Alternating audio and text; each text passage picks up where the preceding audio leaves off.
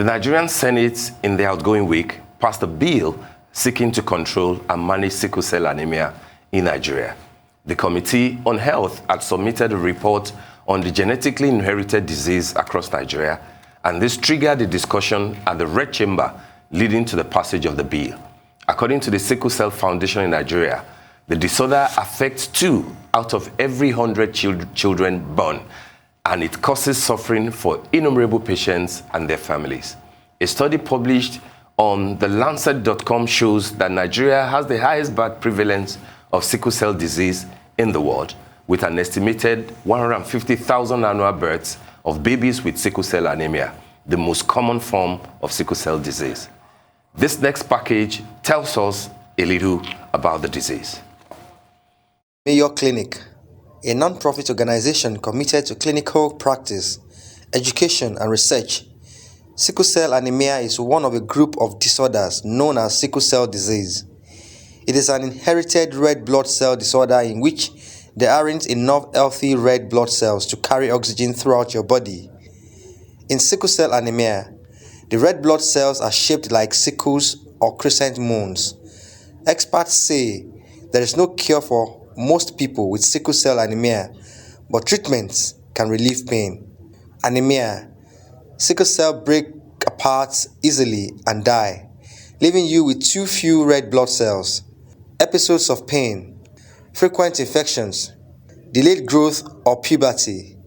Red blood cells provide your body with the oxygen and nutrients needed for growth. Vision problems. Sickle cell anemia can lead to a host of complications, including stroke, acute chest syndrome, pulmonary hypertension, organ damage, blindness, leg ulcers, gallstones, and pregnancy complications, among others. Okay, Timi Edwin is the founder and CEO of CrimsonBow Sickle Cell Initiative.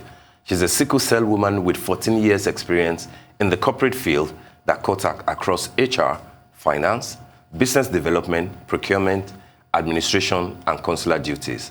She's the PR head of the Coalition of Sickle Cell NGOs, the NCD Alliance Non-Communicable Diseases Ambassador, the editor-in-chief of Our Views, Our Voices newsletter for people living with NCDs, and also a film producer. Timi, you're welcome to the studio. Good morning. Thank you very much. Good morning. Good to have you. Thank you. Thanks for having me. Absolutely. Welcome. Thank you. You're welcome. I mean, is this good news coming from the Nigerian Senate about this bill that has been passed? And of course, it will wait for, assent, from the president. But then my thinking will be that maybe what we need, as people have always said, is more advocacy.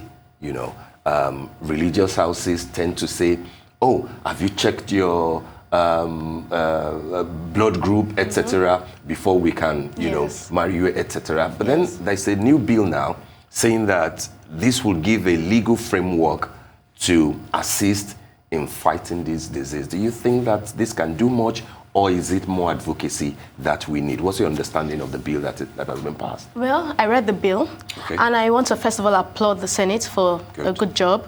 We are very grateful because it shows that our advocacy has not been in vain.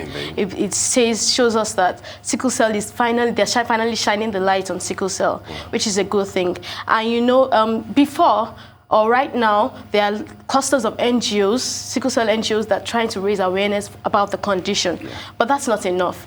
We're happy the government is coming on board and joining this fight for sickle cell. Once the government comes on board, it means that private organizations will find out that sickle cell is indeed a condition that should be shone more light on, should be talked about, should be invested in. And yes, so we're excited about the bill. I would say that it's not perfect, but it's a start. It's a great start at that. This is the first time that we will have this level of government intervention in the sickle cell disease issue. Is it? Yeah. Yes, it is. It is. It's the first time. I remember last year when the bill passed the second reading. It wasn't. We were not really happy about it as at that time. But they called it for memorandums from the public. Yeah. We sent in memorandums, and we are happy that a lot of the things we discussed has been adopted. Okay. I can speak about the things we wish that the bill also includes. Absolutely. Okay, so we wish the bill includes newborn screening. Newborn screening is something they do in Lagos State, but it's not done in the federal. How does that work? So it's when babies are born, they test their genotypes immediately. So they're equipped from birth about their genotypes, and then they grow up with the realization of who they cannot mate with, pretty much. So we wish we contained that. The bill talks about the medical needs of people living with sickle cell, but we also wish it addressed the psychological and social needs of people living with sickle cell. People living with sickle cell are still without jobs, are still stigmatized heavily, so we wish the bill addressed that as well. They're not giving jobs, even though they are qualified for jobs. A lot of organizations, even though it's pretty hard. If they know that. Yes, if they know. How do you address them? A carrier? Sickler? Or a sickler? They say that a lot is sickler. To refer to somebody is that proper? Well, a lot of people living with sickle cell hate the word sickler. Yeah. Even though it was coined not with bad intentions, but it sounds, so we rather address ourselves as warriors. Because, warriors. Yes, we fight daily battles. You're a warrior, right? I'm a warrior, yes. Wow. Thank you very much, Timi. When we talk about sickle cell itself, I think even if you aren't accustomed to the actual grievances and the difficulties carriers and warriors have, you know that it's a bad thing. But obviously, as you sit here, there is a life that can be managed and lived to its fullest despite being a warrior. Even with that knowledge of knowing that it's not a death sentence, can you give us a bit more insight on what it feels like to be a warrior in day-to-day life, what it means to be in crisis, how it feels physically? Okay. So crises are extremely painful occurrences in the body. It's when the blood cells are clogged, and then that's where the pain starts. So crises, apart from the pain, can metamorphose into organ damage, which can be life-threatening, if not handled with care and properly. I remember that I was very ill sometime in June. And I'm grateful for government hospitals because I initially went to 2 private hospitals and was later referred to the government hospital. After the crisis? No, during the crisis. The government hospital saved my life. Wow. Because I had access to several doctors, specialized doctors. Specialists. Yes, specialists, exactly. And I remember that then my grouse, however, is the fact that I wouldn't have been given admission into the hospital if not for how persistent my family members were, And I know that people face this a lot. I lost my mom last year. She also had sickle cell because there was no hospital bed. So these are a few things that we wish are addressed, So there are lots of times that we don't get the specialized care that we need, and it's quite unfortunate. Even if you have access to specialized care, there are lots of people that cannot even afford, this access to specialized care. So we wish that financially the burden upon us is, alleviated and removed or helped. So we wish health insurance is granted unto us. A lot of health insurance organizations or companies will shy away from people living with sickle cell because they know it's an expensive procedure. But if it's properly managed, I can go without a crisis for a year if I'm properly managed. Okay. Do you understand? So it's management would prevent a lot of sickness. Management would prevent death. Management will prevent the psychological effects it has on people living with sickle cell as well. That's maybe depression or suicidal thoughts and stuff like that. So, yeah.